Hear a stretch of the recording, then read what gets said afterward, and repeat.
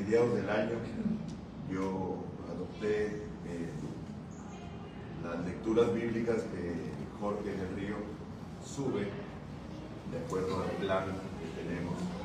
Yo hago un devocional y si ustedes se han dado cuenta hay un formato muy específico, una introducción y después un contexto bíblico. El pasaje normalmente son capítulos porque son lecturas de la Biblia, entonces son ya sea 2, 3, 4, 5 capítulos.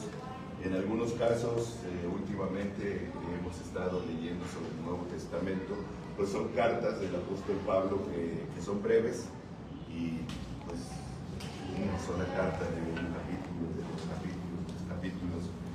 Entonces sale completo en un devocional, pero siempre es una introducción, un contexto. En relación a todo lo que estaba inmerso en ese pasaje, a lo del tiempo, de las ideas, de las situaciones, el lugar. A ver, ¿alguien más? La explicación de la palabra. Pues como la palabra lo dice, con el texto. Es todo lo que está con el texto, alrededor del texto bíblico. ¿Y qué es lo que está con el texto? Bueno, antecedentes. La ubicación histórica, en qué momento se escribió, quién escribió, etcétera, todo esto, ¿no? Y esto es importante porque siempre que no entendamos o que no demos lugar al contexto bíblico, no vamos a entender el mensaje de la Biblia. Vamos a inventar un mensaje. Vamos a sacar un mensaje que nos parezca bonito. Ay, qué bonito, ¿verdad? Pero no es lo que dice la Biblia. Intenta decir el autor. Por eso es muy importante entender siempre el contexto bíblico. ¿Quién escribe? ¿A quién escribe? En el momento histórico determinado. ¿Por qué lo escribe? ¿Cuáles eran las circunstancias que rodearon el propósito de esa carta o de ese libro? Y toda esta información nos da ese contexto que nos ayuda o nos conduce a poder sacar el mensaje de Dios para nuestras vidas. De lo contrario, repito, vamos a inventar mensajes, vamos a inventar cosas que no están en la Biblia, pero que suenan bonitas, pero no están en la Biblia. Dios no dice nada de lo que muchas veces nosotros pensamos que lo dice. El contexto bíblico en este caso, de este pasaje de Lamentaciones, tiene que ver con el ministerio del profeta Jeremías. El profeta Jeremías duró aproximadamente 40 años y comenzó en el año 627 antes de Cristo. Antes de Cristo. Recuerden que a partir de Cristo suman los años, antes de Cristo los vamos restando. Y para ubicarnos bien, el reinado de David, la época de oro de Israel, se dio ¿en qué año aproximadamente? 600. La época de oro del rey David, el reino de David. Jeremías no ministró en tiempos de David. El reinado de David se da en el año 1000, aproximadamente, 950, el año 1000 antes de Cristo. 1000 años antes de Cristo estaba reinando David. Y durante el ministerio de David hubo algunos profetas, y de allí, después de esto, viene el ministerio de los profetas, casi la mayoría que tenemos en el Antiguo Testamento. Jeremías es casi uno de los profetas finales, no el final, porque el final viene a ser realmente el del último libro de la Biblia, que es ¿quién? ¿Cuál es el último libro del Antiguo Testamento? Perdón, Malaquías. Malaquías es el último de los profetas que escribe en el Antiguo Testamento. Y Malaquías se escribe en el año aproximadamente 400 antes de Cristo. Bueno, todavía 200 años antes de Malaquías, 200 años antes, vivía Jeremías. Y en ese tiempo Jeremías estaba advirtiendo al pueblo de Israel que si no se arrepentía de sus pecados, que si no dejaban sus malos caminos, que si no dejaban de hacer lo que vivían haciendo, que eran idolatrías, mentiras, vivían ellos como querían vivir, y al mismo tiempo seguían con sus ritos y ceremonias y acudían al templo y se sentían ellos que cumplían con todas las normas de la religiosidad que se esperaba, pero Jeremías les decía, no, esto no es así, arrepiéntanse, lo cual significa que nosotros podemos creer que estamos haciendo lo correcto. Vamos a la iglesia, nos congregamos, hacemos nuestras oraciones todos los días, etcétera, etcétera, pero nuestro corazón está lejos de Dios. O bien, nosotros sentimos que nuestro corazón está cerca de Dios, pero Dios está lejos de nosotros. Llegó un momento, y no fue con Jeremías, fue antes con el profeta Isaías, cuando Dios dice, estoy harto de sus fiestas, dice. Estoy cansado de vuestros sacrificios, porque sacrificaban los corderos y los quemaban en el altar de los sacrificios y la grasa de los corderos subía. Y dice Dios, ya estoy cansado de sus sacrificios. Arrepiéntanse, dice, venid y estemos a cuentas. Si vuestros pecados fueren como la grana, como la nieve, serán emblanquecidos. Por eso, hermanos, debemos ser muy cuidadosos y no ser tan indulgentes con nosotros mismos. Indulgentes con nosotros mismos. Pensando que lo que hago pues, no es para tanto, no afecta a nadie, no hace daño a nadie. Es un asunto mío, es un gustito personal, son cosas que yo hago, pero yo tengo aparte mi fe, yo tengo aparte mi religión. Jeremías estaba advirtiendo al pueblo de Israel, cuidado, porque Dios va a traer juicio, porque Dios va a traer juicio. Si no se arrepienten, si no cambian su manera de vivir, Dios va a traer juicio. Israel no lo entendió. Y entonces se empezó a levantar un imperio. Vean la forma en que Dios trae juicios. No es de manera individual, sino trae juicios sobre toda una nación.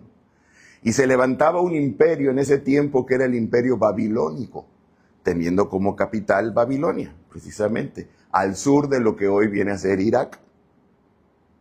Irak, al sur, actualmente es Bagdad, está por ahí, y cerquita están las ruinas de lo que antes era Babilonia. Se estaba levantando ese imperio y el emperador que estaba encabezando las conquistas y la expansión del imperio babilónico se llamaba Nabucodonosor. Y Nabucodonosor le puso la mirada a Jerusalén, sobre Judá. Jerusalén estaba en territorio de Judá. En aquel tiempo en el tiempo de Jeremías, solamente había sobrevivido como lugar y nación que identificaba a los hebreos el territorio de Judá. Y dentro de Judá estaba Jerusalén. Y Jerusalén era conocido y Nabucodonosor puso su mirada sobre Israel, sobre Judá, sobre Jerusalén. ¿Y qué había en Jerusalén que tanto amaban los judíos? El templo. El templo. Pero para Nabucodonosor, que era pagano, no le importaba el templo ni lo que tanto amaban los judíos. Pero Jeremías les había advertido, les había dicho, arrepiéntanse, miren, etcétera, etcétera. Y no lo hicieron, no lo entendieron. Y durante el tiempo de Jeremías, Nabucodonosor viene y arrasa Jerusalén. Y arrasa con el templo. Y conforme a la costumbre de aquel tiempo, se llevan gente de las ciudades para desaparecer, desarraigar toda una cultura. Sacaban a la gente de las ciudades, destruían la ciudad, sacaban a la gente de la ciudad y la dispersaban por todas las tierras, con la idea de desaparecer totalmente. Y la intención era desaparecer totalmente Israel. Jeremías había predicado en ese tiempo, había profetizado en ese tiempo. Pero el pueblo de Israel no le había hecho caso. No había querido oír las advertencias. Jeremías profetizó durante el reinado del rey Josías en Judá. Y se extendió su ministerio hasta el año 580 a.C., incluyendo el periodo de la caída de Judá con Babilonia y el exilio también en Egipto. Profetizando en tiempos de reyes como Josías, Joaquín II y Sedequías. Profetizó mientras Judá era amenazado por Asiria y por Egipto. Predicó durante el auge de la amenaza babilónica y el sitio de Jerusalén. Y continuó su ministerio en Judá y luego en Egipto tras la destrucción de Jerusalén. Jeremías fue contemporáneo de otros profetas como Sofonías, Habacuc, Daniel y Ezequiel. Y su mensaje se centró en el arrepentimiento y el juicio inminente debido a la idolatría y a la desobediencia de Judá. Hay una canción que se hizo muy popular en los años 90 y todavía suena, que se conoce como Ríos de Babilonia. ¿La recuerdan?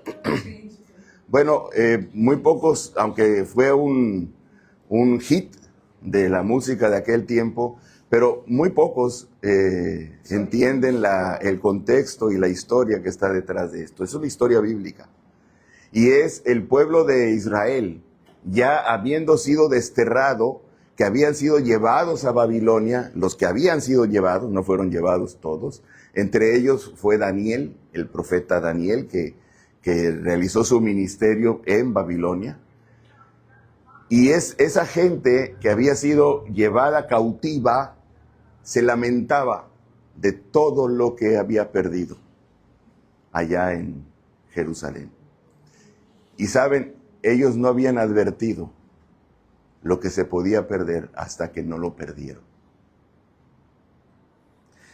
Hace muchos años, en los años 90, tuve oportunidad de viajar a Cuba, a La Habana, visitando pastores, visitando iglesias, en tiempos de la presencia soviética, la Unión Soviética, todavía era la Unión Soviética, presente ahí en la isla, presente en La Habana. Andaban ahí los rusos muy arrogantes y tenían el control. Y en ese tiempo no había suficiente gasolina. Y en reuniones que teníamos con los pastores, y los cuales fueron excelentes anfitriones, porque se turnaban y entre ellos pasaban 2, 3 días haciendo filas en las gasolineras con tal de llenar sus carritos para poder trasladarnos a 3, 4 pastores que veníamos de México.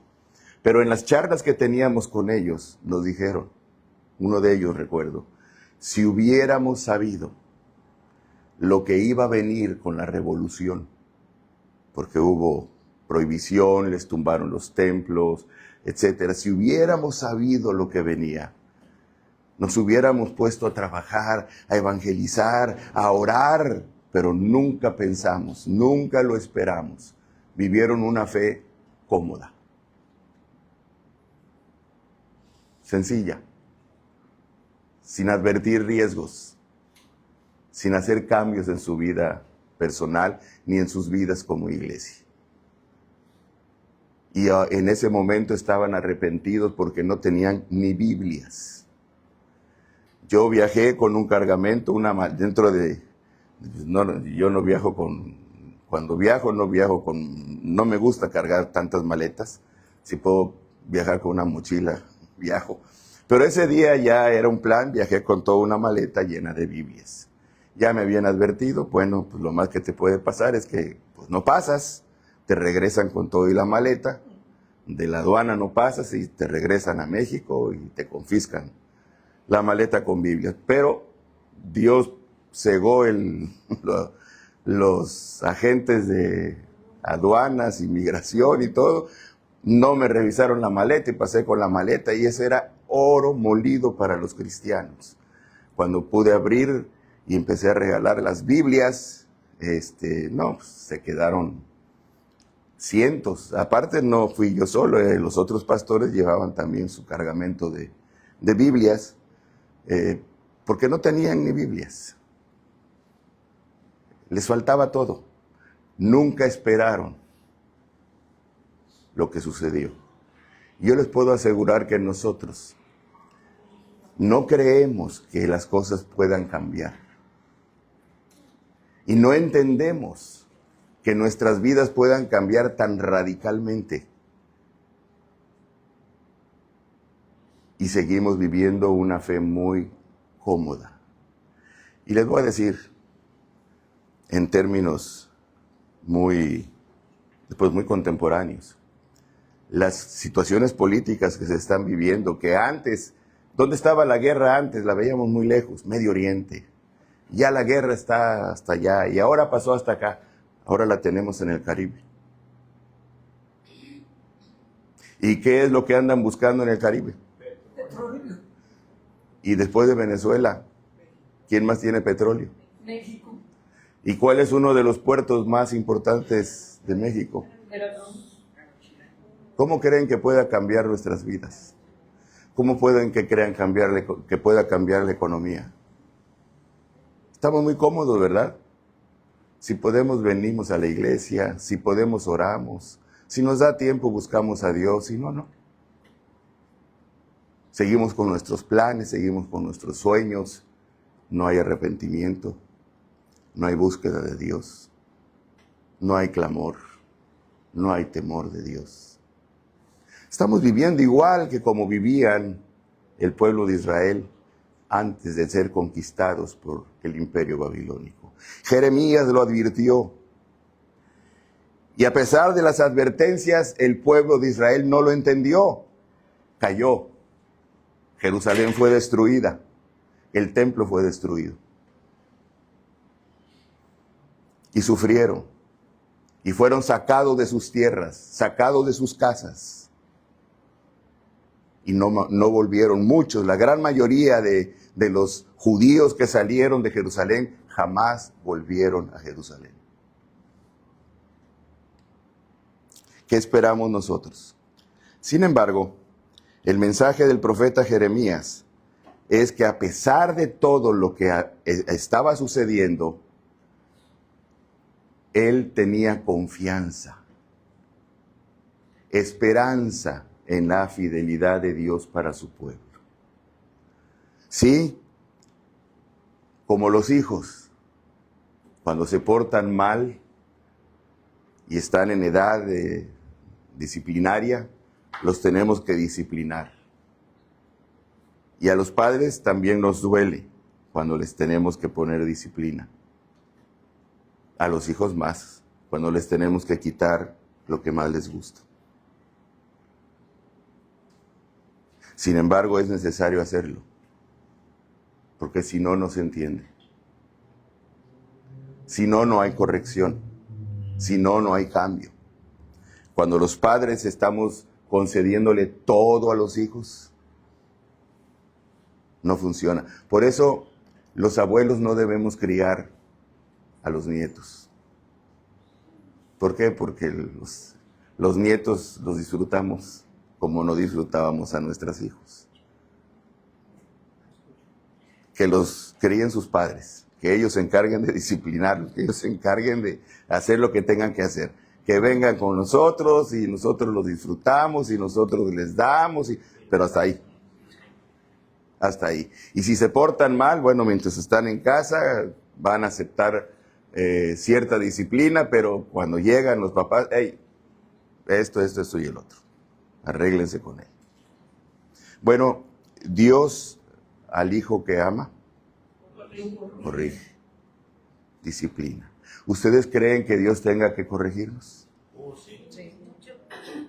¿Ustedes creen que Dios nos está advirtiendo que nuestro estilo de vivir, que nuestro estilo de fe necesita cambios? Pues no es un texto bíblico, pero cuando veas las barbas de tu vecino cortar, pon las tuyas a remojar. Jeremías confiaba en la fidelidad y la misericordia de Dios. Pero, ¿en qué confiaba? En que Jerusalén sería restaurado. Jeremías no vio esto. Y ¿saben una cosa? Jerusalén no volvió a ser restaurada. Bueno, sí volvieron después. Recuerden que después de Nabucodonosor vino otro rey que fue Ciro y permitieron la restauración de Jerusalén y la reconstrucción del templo. El Señor Jesucristo ministró en un templo que no era el mismo que Salomón había construido, lejos estaba de la fastuosidad de aquel templo. Sin embargo, la restauración que Jeremías estaba profetizando era para los últimos tiempos. Hermanos, no debemos esperar que Jerusalén hoy en día, en estos tiempos, va a ser restaurado. Al contrario, esta Jerusalén actual va a ser totalmente destruida. Lo que nosotros esperamos es la nueva Jerusalén, la ciudad de Dios que descenderá del cielo, en la cual reinará el Señor Jesucristo sobre la tierra. Y nosotros estaremos con Él en este mundo. Esto es lo que les dice la Escritura. Y nuestra esperanza está que mientras haya disciplina, mientras tenga que haber corrección, tenemos un Dios que nos ama, un Dios que es fiel y que podemos esperar en Él y que podemos confiar en Él y que podemos esperar un futuro mejor, pero también siempre y cuando en nosotros haya verdadero cambio y verdaderos arrepentimientos. Porque si no lo hay, los tiempos se alargan, el sufrimiento se alarga, la aflicción se prolonga. Y yo no creo que eso es lo que queramos. Las palabras del Señor Jesucristo en Mateo 6, 30 al 32 pone de relieve el clamor de Jeremías. No os afanéis pues diciendo, ¿qué comeremos? ¿Qué beberemos? ¿O qué vestiremos? Vuestro Padre Celestial sabe de qué tenéis necesidad o que tenéis necesidad de todas estas cosas. Miren, hermanos, no sabemos lo que nos va a traer el próximo año. Estamos el último domingo y el próximo domingo es el primer domingo del 2026. ¿Cómo va a ser el próximo año? No lo sabemos. Alguien puede podemos leer, podemos darnos cuenta que la situación en el mundo política, económicamente, está de cabeza. No podemos esperar nada de ningún gobierno, de ningún imperio. Nuestra esperanza no está puesta en ningún partido político, en ningún gobierno, de ninguna parte del mundo, porque ninguno honra a Dios, ni tiene el interés de hacerlo. Ninguno. Nuestra esperanza está puesta en el Señor Jesucristo. Amén. Esperamos que Él regrese. Las cosas aquí se van a ir complicando más. Se van a ir oscureciendo más. Va a ser cada día más difícil. Y todo esto se va a ir manifestando a través de una palabra que lo dice todo. Cada vez va a haber más control sobre todos nosotros, en todo sentido. No es falso que nos oyen, que nos graban. ¿Quién? ¿Quién sabe? Pero hay suficiente tecnología para meterse en nuestros dispositivos, cualesquiera que sean, para saber qué tenemos ahí, qué pensamos, qué creemos. Actualmente ya existe en aeropuertos de Estados Unidos la tecnología suficiente, porque ellos tienen derecho, si quiera viajar para allá, para revisarnos nuestros dispositivos electrónicos. Permítame el celular. Y podemos borrarlo y decir, bueno, pues antes de viajar borro todo lo que no me convenga. Tienen la tecnología suficiente para meterse a nuestro dispositivo y buscar y detectar todo lo que borramos y encontrarlo quién sabe dónde. Control, control, control. Estamos viviendo ese tiempo. No dependemos más que del Señor. Y el tiempo que quede antes de que el Señor regrese, más vale que aprendamos a vivirlo esperanzados en Él, confiados en Él y sirviéndole a Él. Y que dejemos de construir castillos en el aire. Hace algunos años, cuando mi nieta, la mayor, me oía hablar de esto, me decía, abuelo, ¿y lo que yo quiero estudiar?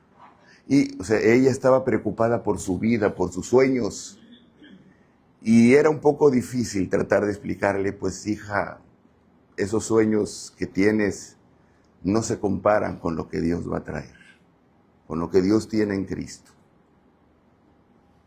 Necesitamos todos estar dispuestos a dejar a un lado nuestros sueños, nuestros anhelos, para ponernos en las manos del Señor y esperar en Él y confiar en Él. Jeremías, a pesar de la destrucción de Jerusalén, mantenía su esperanza. Lloró, sí. Se lamentó, sí. Pero a pesar de todo eso, mantuvo viva la esperanza en un Dios que tenía cuidado de su pueblo. No importa cómo venga el año que entra, estamos en las manos de Dios.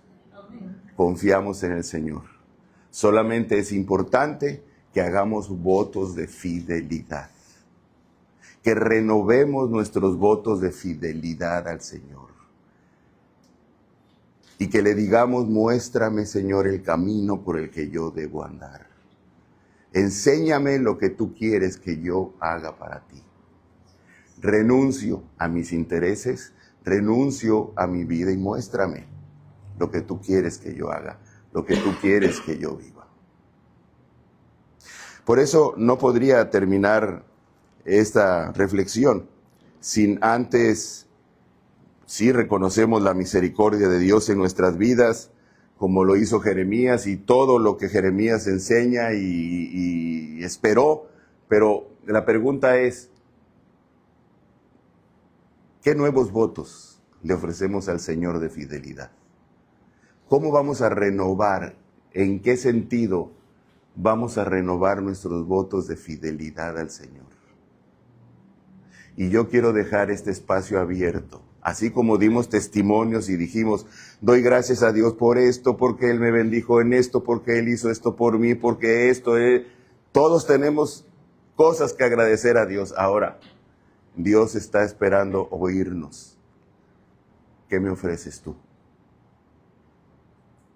¿Qué me ofreces? Y yo quisiera pedirles que cierren sus ojos.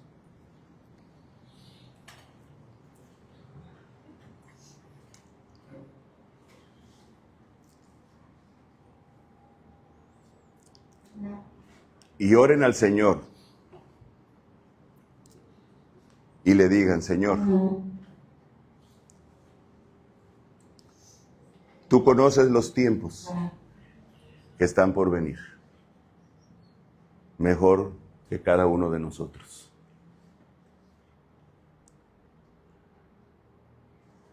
Perdónanos si estamos construyendo un futuro en el que tu voluntad no está incluido.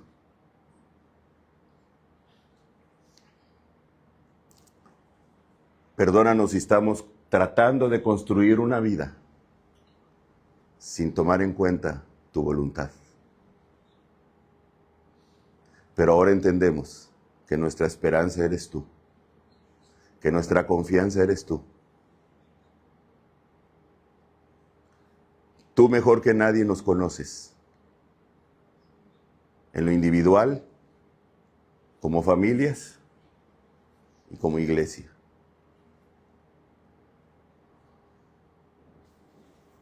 Recibe, Señor,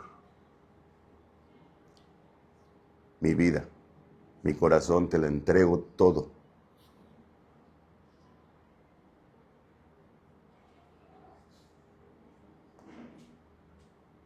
Y quisiera invitarles a que participemos. Si en tu corazón hay algo que decirle al Señor delante de nosotros, yo me propongo en este próximo año darle al Señor, no sé, cambiar, no sé, en esto o en aquello. Tienen la palabra, hermanos.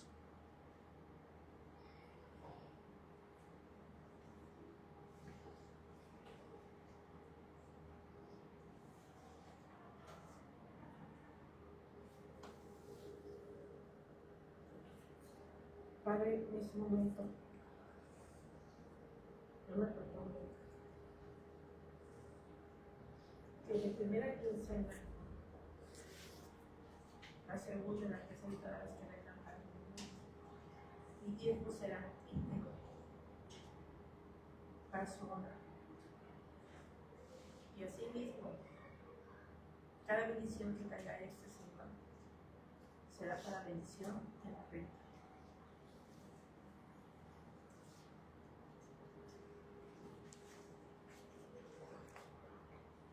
¿Qué te propones tú, hermano, hermana?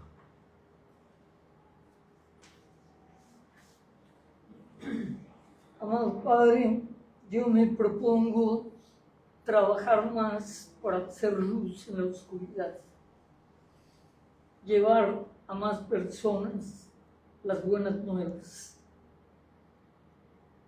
trabajar para ti, Señor, como siervo, cumplir con la misión, la gran comisión que tú nos has mandado.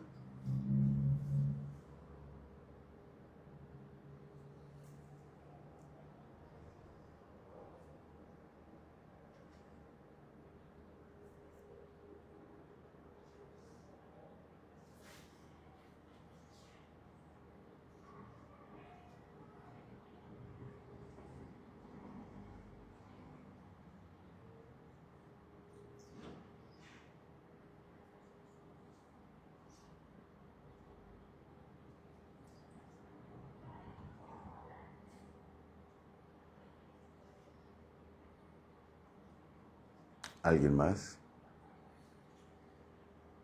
Señor, en este año yo te ofrezco mi vida en servicio a ti, Señor. Y te propongo, Señor, o pongo en tus manos ocupar el espacio que tengo y esa ventana para impactar vidas, Señor, y traer corazones a ti, Padre. Señor, te propongo, Señor.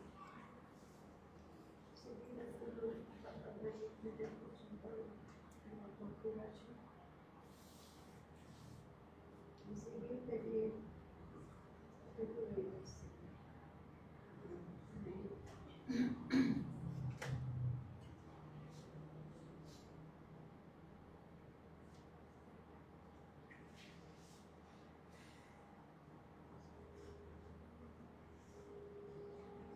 Gracias.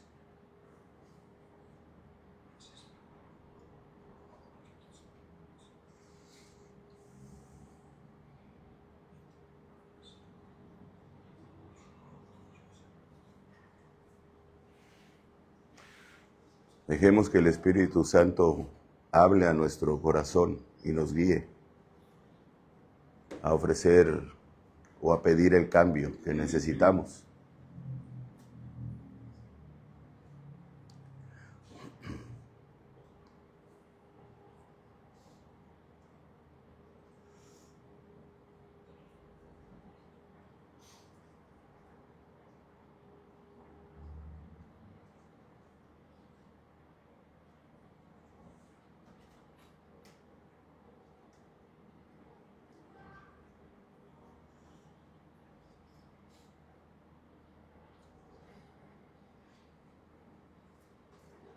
¿Hay alguien más?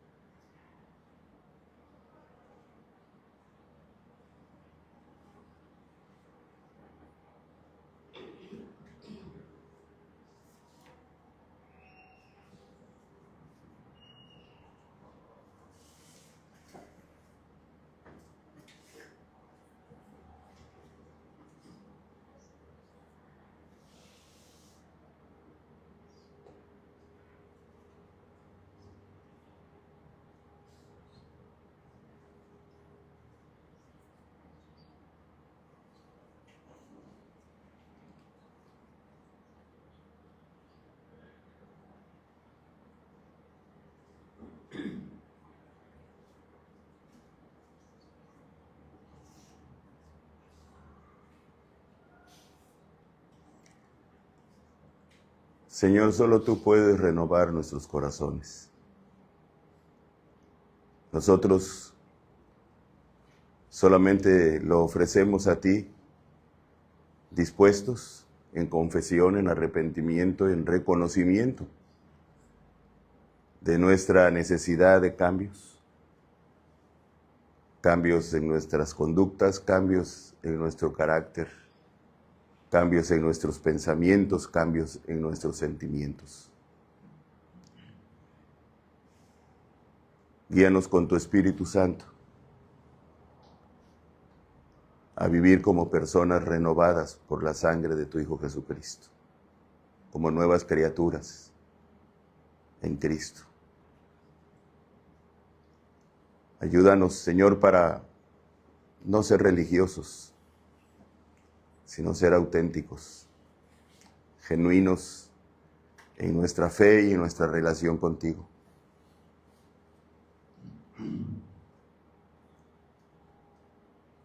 Líbranos del mal en todo lo que venga. Confiamos en tus promesas. Y en medio, Señor, de situaciones difíciles, fortalécenos para mantenernos firmes en la fe, en nuestra fidelidad a ti, Señor.